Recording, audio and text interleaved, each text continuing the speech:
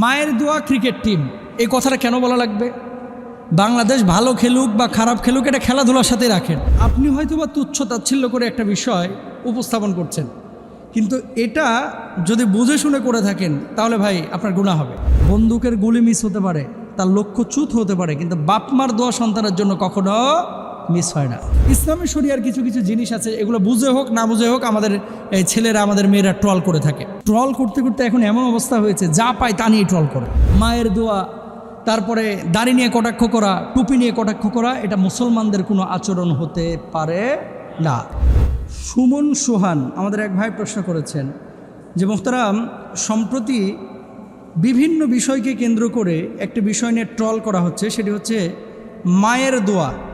যেমন বাংলাদেশ যখন হেরে যায় খেলার মধ্যে, বলে যে মায়ের দোয়া ক্রিকেট দল। যখন কোনো দোকানি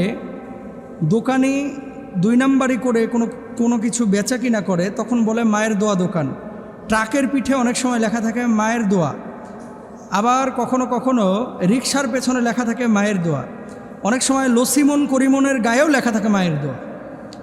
এই মায়ের দোয়া কথাটা এভাবে লেখা এবং এটা নিয়ে ট্রল করা, তুচ্ছ তাচ্ছিল্য করা ইসলাম অনুমোদন করে কিনা?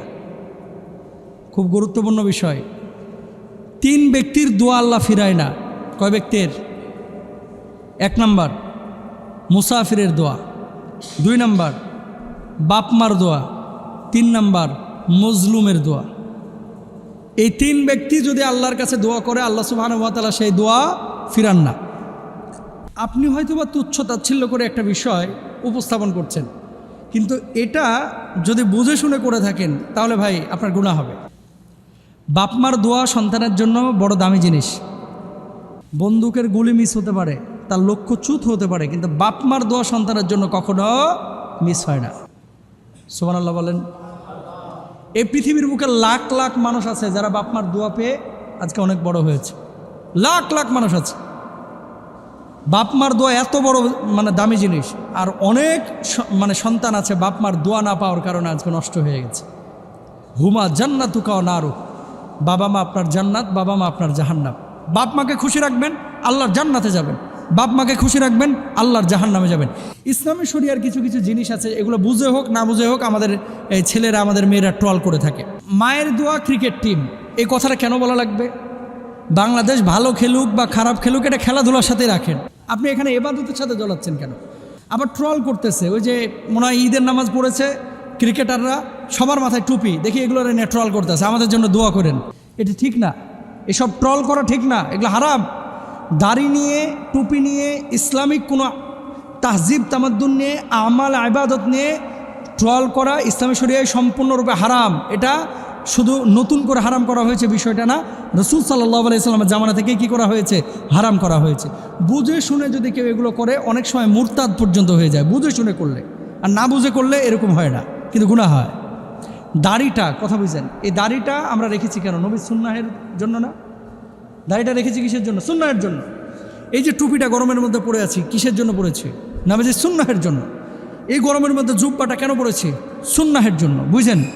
এখন কেউ যদি দাড়িটাকে বলে যে জঙ্গির দাড়ি, নাউজুবিল্লাহ বলেন না।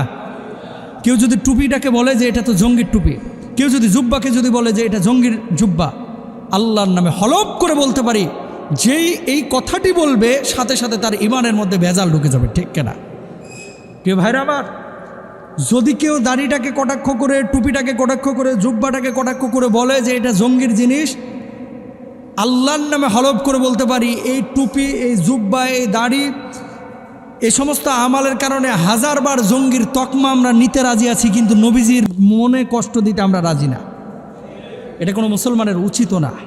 তো মায়ের দোয়া ক্রিকেট টিম, মায়ের দোয়া, তারপরে দাড়ি নিয়ে কটাক্ষ করা, টুপি নিয়ে কটাক্ষ করা, এটা মুসলমানদের কোনো আচরণ হতে পারে না। পিয়ারা হাবিব সাল্লাল্লাহু আলাইহি ওয়াসাল্লাম কি বলছেন দেখেন, লা ইউমিনু আহাদুকুম হাত্তা আকুনা হাব্বা ইলাইহি মিন ওয়ালিদিহি ওয়া ওয়ালাদিহি ওয়ান নাসি আজমাইন। ততক্ষণ পর্যন্ত পূর্ণাঙ্গ মুমিন তোমরা হতে পারবে না যতক্ষণ পর্যন্ত আমি নবীকে তোমার সন্তান সন্ততি, তোমার বাপ মা, তোমার আহাল পরিবার, তোমার সম্পদ সবচেয়ে বেশি ভালো না বাসতে পারবে। সুবহানাল্লাহ। তো আমরা নবীজিকে ভালোবাসি আমাদের জীবনের থেকে, তো নবীজির একটা হাদিস, নবীজি বলেছে যে বাপ মার দোয়া সন্তানের জন্য কবুল হয়, এই জন্য ট্রাকের পিঠে লিখে রাখে যে মায়ের দোয়া, বাপের দোয়া, বাবা মার দোয়া। এটা কি বরকতের জন্য লিখে রাখে, যদিও লিখে রাখাটা বুঝে হোক না বুঝে হোক লিখেছে, এটা লিখে রাখা জরুরি কোনো বিষয় না। কিন্তু আপনি এটাকে নিয়ে ট্রল করবেন, তুচ্ছ তাচ্ছিল্য করবেন, ইসলাম কিন্তু এটা আপনাকে পারমিশন দেয় নাই।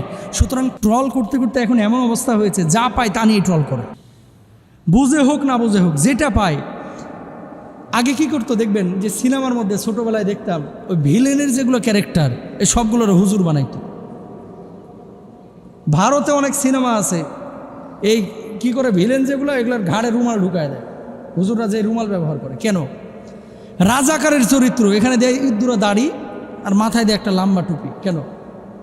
তার মানে এই ছোট ছোট বাচ্চাগুলো এগুলো ধারণা করে কি এই লেবাসটা, এই গেটআপটা মনে হয় একটা ভিলেনের গেটআপ। নাউজুবিল্লাহ। আমার নবীকে খাটো করা হয়, আমার আল্লাহর দ্বীনকে খাটো করা হয়। আল্লাহ তাআলা আমাদেরকে বোঝার তৌফিক দান করুন।